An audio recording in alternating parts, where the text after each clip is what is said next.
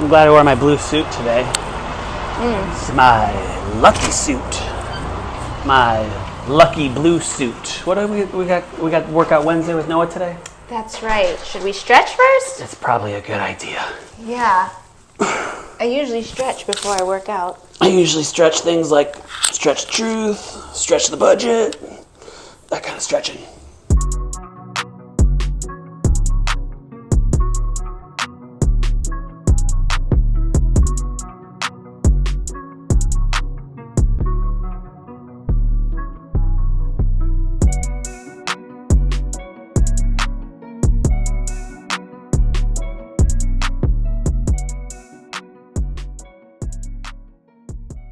Hi everybody, welcome back to another Workout Wednesday video. We have another video for the month of January and we have very special guests. Another team episode. We have the Menzo Team out of our Atlantic Beach office. Welcome. Thank you. Glad to be here. Hello Florida Network Realty family. Buckle up, settle in, let's have some fun.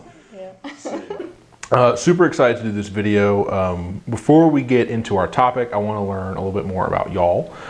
First question is, what drew each of you to real estate? And I want to know, too, was one of you in real estate by yourself and then brought the other one in, or was it like an all-in together kind of thing?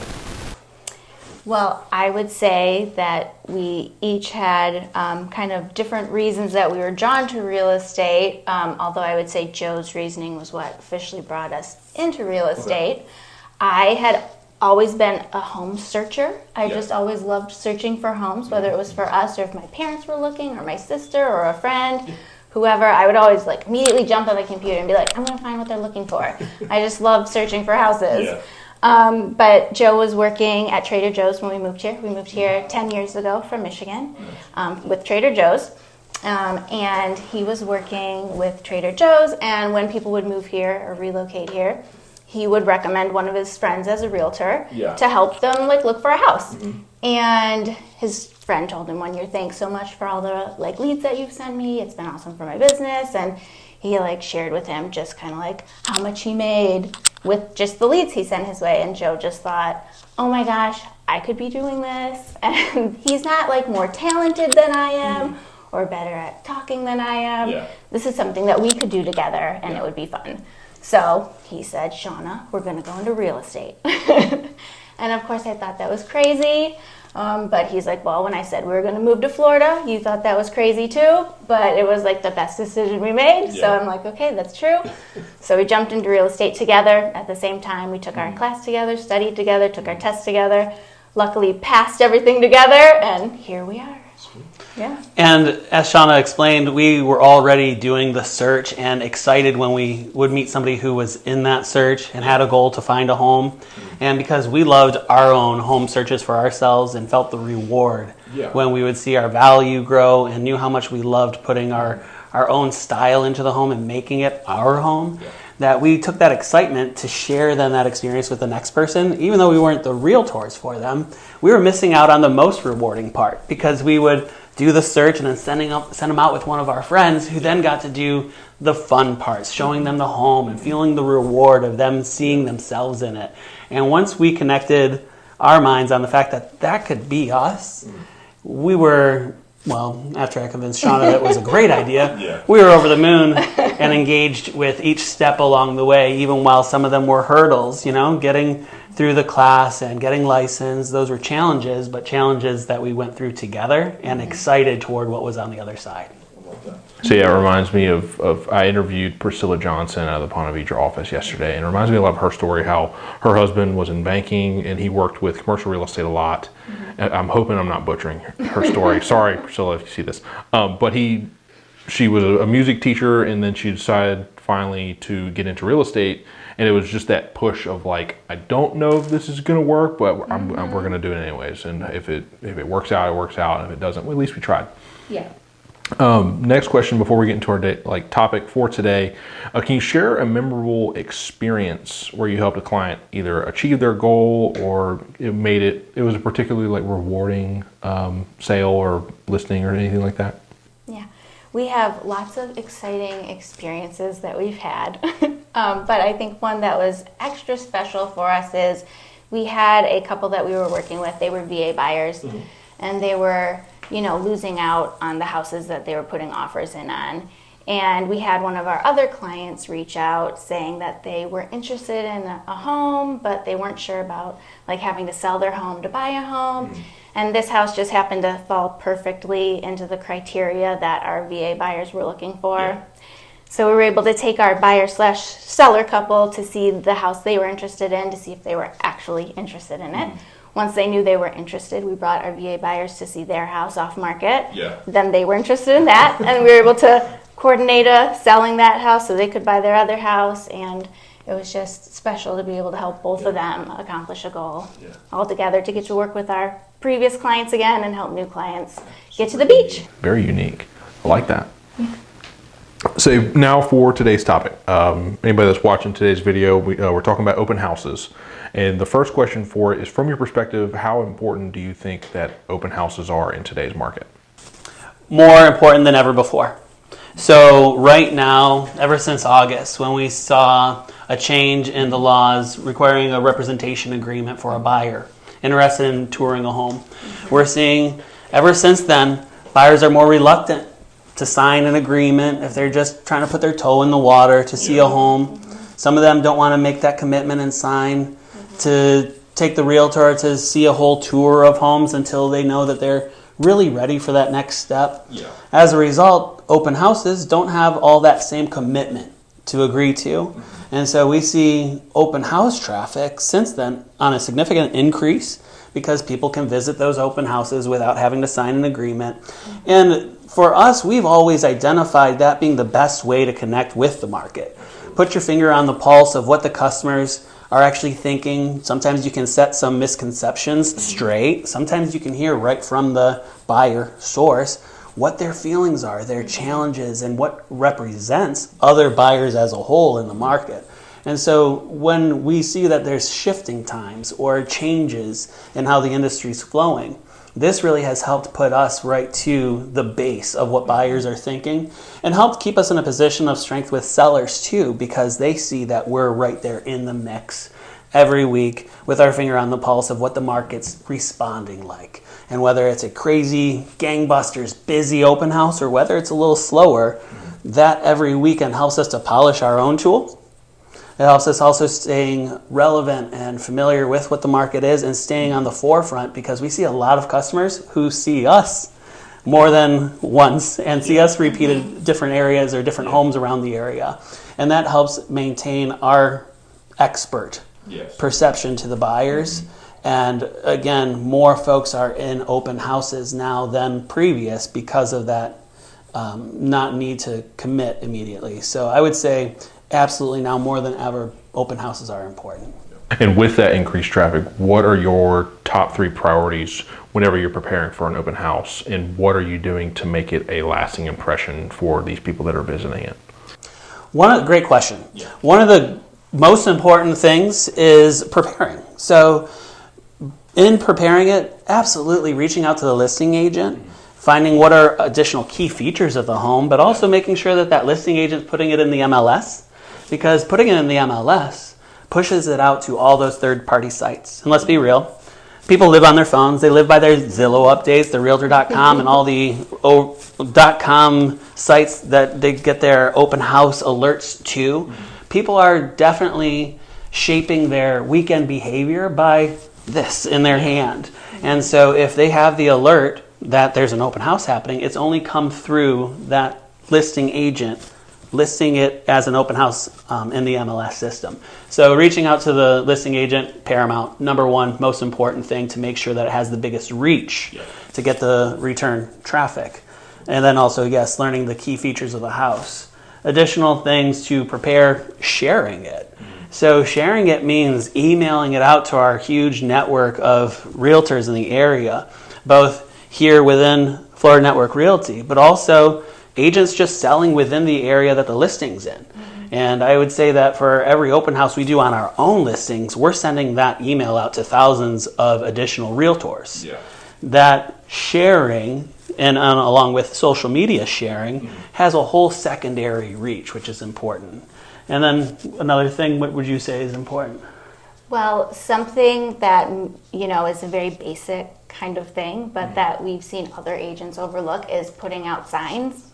Yeah. We had an experience, well, it was Joe who had the experience. I wasn't at the open house, but he was doing an open house after another agent who's no longer at our office, but she didn't put any signs out. Yeah. And so on his way in, he was putting his signs out and got there and had said, "You didn't put out any signs." And she was like, "Oh, well, people don't follow the signs. They get the alerts and they know where they're going. Yeah. They're not looking for the signs." But Joe put his signs out and ended up, she didn't have any traffic at her open house, and he got traffic. He met a buyer who didn't end up buying in that neighborhood, but we followed up with them, toured with them, sold with them, and it was over $800,000 house. So, to have taken that extra little bit of time to just put your signs out, because not everyone is looking on their phone necessarily. Some people are just driving through the neighborhood to a different house that maybe there's an open house, or model homes, or just to see their friend. And they're like, "Oh, look, an open house," and they'll stop, or they're looking for their kids, or they're just an interested neighbor who eventually ends up selling. So just putting out the signs, which seems super well, of course, but no, do it. And then also, though, making sure some neighborhoods do not allow signs. Yes. So finding out if signs are not allowed, obviously don't put your signs out, because if, for example, in Nocatee, if you put them out, they will get taken and thrown away. And if they're your personalized ones that you spent money on, it's very devastating. So definitely making sure signs are allowed if it's like an HOA, CBD type neighborhood. So you had mentioned some of the standout features whenever you're looking at an open house, or you're working an open house. How are you ensuring those standout features of the home are being highlighted whenever people are visiting it? Absolutely. Good question, because your interactions can vary based on the visitor. One important thing is we greet every visitor. So even if we're with other customers, if it's a great open house and it's busy, we'll take the moment and greet the next visitor. One part is we register all of our visitors. We strive to get everybody's name, contact information, and in breaking the ice, we immediately right out the gate when we're registering their visit, share with them value information. So we've printed out a flyer we've created for the home. We've printed out the MLS sheets, our bio, which is the most important thing to get into their hands, because it has all of our contact info, it has our story. It's just a big business card, essentially on an 8.5 by 11, no different size than what you're handing them, but it has so much more about us that we want them to know and how to get in touch with us.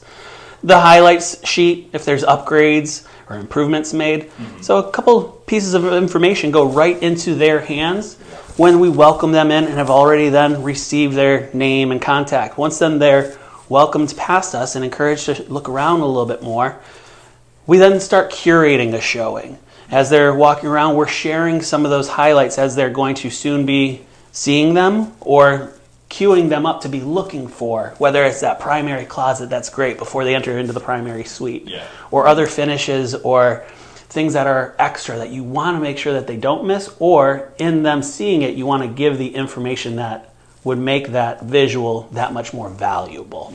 So curating the showing, I think, is the best way to capture it. We don't breathe down their neck, but while they cruise around, we're talking out loud. We might be a room away, but a moment before we know that they're about to walk into the primary closet, we've mentioned something about that, then that drives home that feeling, that experience when then they're seeing it. It gives us something then to ask them about once they've come back out. Now we can start asking them soft closing questions. Could you see that as your closet? Wouldn't you love to have your clothes all in there, or be picking out your outfits in that amount of space? Anything that then can drive home what that value added improvement is to making it a conversational thing. We, again, call it a curating, similar to how you would if you were showing art in a museum. We want to make sure that we've pointed out the features, but giving them then an opportunity to experience it on their own without us then being right beside them. There's that closet I was telling you about, what you think? Right. Because a part of the enjoyment, I think, is in a buyer's discovery. But sometimes you want to cue them up to have that discovery in the home. What do you think about it? I like that a lot. So you mentioned some of the information you collect, name, contact. What other information are you focusing on collecting during an open house, and how are you using that data to follow up with anybody? Sean may have some additional information because of our way of meeting people might vary slightly, but in conversing with them, I'm asking a lot of questions in between the highlights that I'm sharing about the home. I'm asking them, so where do you guys live now? Are you actively in the market? Are you looking for yourself or for somebody else? Do you have a realtor? Is it one of my friends? Some of the questions I want to know before I invest too much in or think that we're going somewhere that we may not ever reach. I want to know these things, but it also shows them I care. And we're building a rapport. So those questions turn into notes that I actually include on that sign-in sheet right beneath their name and their contact information. If they've told me they've got a furry family member, so they need a yard, making a note of that. If they need a mother-in-law suite on the first floor, because they've got an elderly person who's going to move with them that needs that first floor living, I'm making notes of that. Some of the details that would include value to let them know that I care, so that when my secondary touch comes through the form of a follow-up after the weekend, and I'm asking them, what they think of the house, or thanking them for visiting and queuing up what the next conversation is, I'm asking them a question, but a question that's personalized to some of the forward building that we've done in our relationship building already when we met the very first time. And then on that same sheet, I'm making a note of the date. That was our secondary touch, or our first touch remotely through conversation, text, or phone call. And then taking that nurturing from there, personalizing it each time, so that the person isn't just a person who visited an open house, but they're Rob and Beth who need a large enough home to accommodate for the number of family members, including somebody who may need that mother-in-law suite. Absolutely. I like that a lot. So now that you're finished hosting an open house, you've collected all of your information, how are you communicating any kind of feedback that you might have gotten to help maybe refine a strategy some? Typically, we'll reach out to our seller to have a conversation, at least just let them know how many people showed up and kind of just what feedback was there. Sometimes there's not necessarily an adjustment that needs to be made, but if there's something that we think could help the listing or improve things, if it's one of our listings, otherwise we'll share it with the listing agent if we've gotten feedback during the open house that would be helpful for them to know. But we'll just reach out, have a conversation about it, and if it makes sense to have a longer meeting about something, then we'd set up a time to meet with them in person, but usually it's just a phone call, that touch base after the open house. And that phone call or message, that follow-up, closing the loop on how the open house went, is a part of our protocol. We have a system. So just like when we find the place we want to host as an open house, and we've reached out to the agent, that's a part of our process. Preparing, sharing, and then the follow-up is all a part of our process. And I think it's so important that you have a process. So anybody who's considering doing an open house, improving upon what they achieve through open houses, the best thing I can say, develop a process, because you can always adjust and improve upon a process, but it gives you something to rely on, that you have a system. And it gives you a way to count on that you're improving upon something that can already be working, or that you can make more improvements for a greater success to. The more that you rely on having systems like that ensures consistency. And the more consistent you are, it allows you to track your results. And I think most people want to track positive results, but you have to have some way of measuring it. Absolutely. So that kind of answers my next question about how whoever might be new to hosting an open house, what advice would you give them? But I did realize that I had missed a question here. How are you leveraging, so this will be the final question, how are you leveraging marketing tools and strategy, any kind of social media targeted ads to generate interest and also maybe drive even more attendance than y'all been seeing these past few months? Well, I would say, we're always going to do a social media post, and if we can do a video, if the home's vacant and it's easy to get in there ahead of time, we can shoot a longer video ahead of time. Otherwise, if we have a moment during the open house, we'll make a video.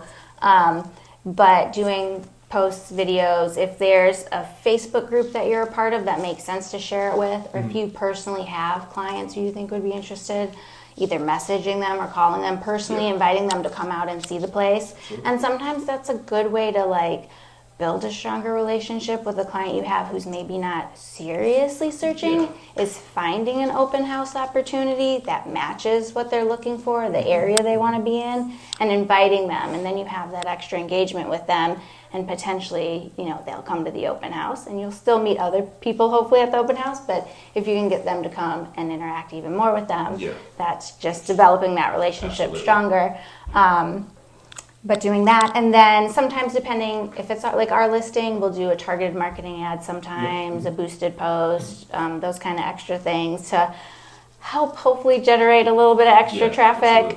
It kind of depends on the listing. I think some respond better to those types of posts, but we do try to do those also. Is there anything else? Definitely picking the target audience has been successful. And just like Shauna said, if you've met somebody at an open house and maybe you're still nurturing that relationship, we've actually seen a real positive response when the home you're inviting them to is in line with what they've described to you they're looking for. And it does give purpose to that next touch. And we have seen folks excited to then come to that next house that then they'll see you at, especially when there's not a commitment yet at this point. And to people who are thinking about doing open houses, one of the best ways to get started is take somebody else who also wants to be doing open houses. So maybe you aren't comfortable being by yourself in a place, and you can find another realtor who's with a similar goal, trying to get some momentum going through doing open houses. There's lenders also. Prosperity Home Mortgage has several lenders who would be ecstatic to plan their schedule where they can do an open house with you. There's different additional lenders in the area or title folks who may be interested in sponsoring an open house by bringing the waters or snacks for you, but also being a live presence while you're doing that. So some folks work well when feeding off of others, and that's great, especially if you get good traffic. If you don't get good traffic, all the more reason to do additional promotion, create some social media videos or static images of the home that you can share. And you don't have to just share it that day, but it gives you a couple of days worth of additional feeds that then you can reach back to and put out there to keep that home relevant or keep you as a realtor relevant pertaining to that home. There's a lot of opportunities to continue to recycle material from that home until it goes under contract. 100%. I was going to say, I'll just add one thing at the end. It's just, I think sometimes, like as a new agent, you may think the purpose of doing an open house is to sell that house that you're at, which is ultimately the goal, that it's fantastic to go there, meet someone who wants the house and sell that house.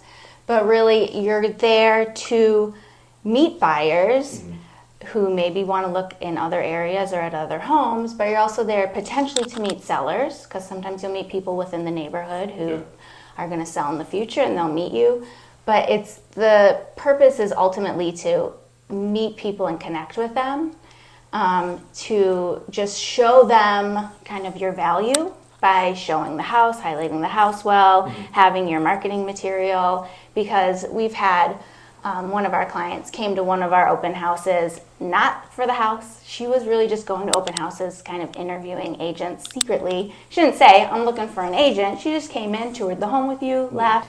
A few months later, she reached out to Joe and was like, I met you at an open house. I want to list my house. Because her agent she had previously used was no longer in the business.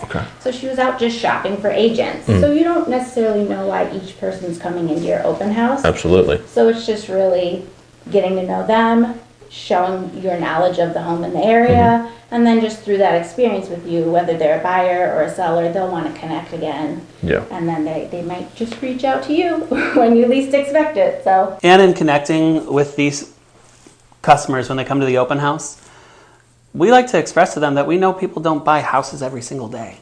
On average, people buy a house every 5 years, 5 to 7 years. So becoming in their sphere, staying top of mind is really our goal. They may sooner recommend us to a family member or a friend more soon than they need our help buying or selling. So something I try to really convey to the customers that aren't actively in the hunt is that we're professionals. We're experts in the area.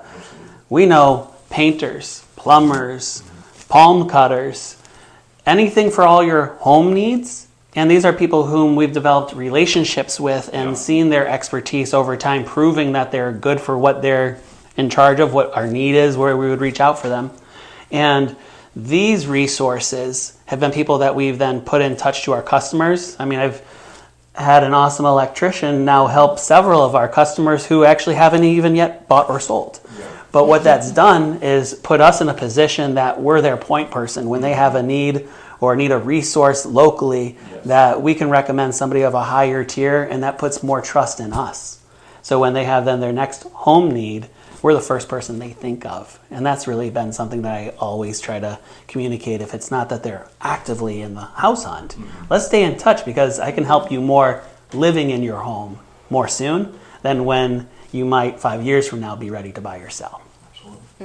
So it's more our goal to have them leave the open house with our contact information than necessarily with the sheet about the house. Absolutely. So if they don't want, some people will be like, oh, I don't need your flyer, I'm not really interested. We'll say, well, at least take our information in case you think of something, whether it's, you need a painter, or you do decide you want to know the value of your home, like whatever it is, take our information.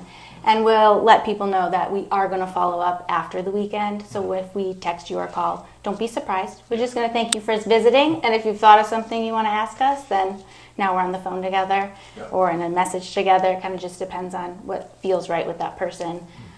But then they'll know to expect to hear from us, and it won't be like, ooh, that realtor's calling me. Like that, because it doesn't seem like too pushy. It's just like, hey, we're here if you need us. We're going to follow up with you, obviously, but I mean, we're always here to provide a service to you if you need it. I like that a lot. Well, thank you all so much again for coming on, doing the interview. A lot of just great information about open houses. I'm sure that our agents are going to get a ton of good information from this. So just thank you all again for agreeing to come on. I will put Joe and Shauna's social media information on screen so you guys can go check out all of their multiple social media videos. We've worked on stuff in the past, so it's always been super fun getting to see the stuff that we work on, but also the stuff that y'all do yourselves. It's always entertaining. But other than that, we will see y'all next week for our other guests. I already spoiled it, it's Priscilla Johnson, but we will be talking about pre-listing conversations in that video for our Thrive in 25 content. So until that video, we will see you next week. Take care. See you at the awards.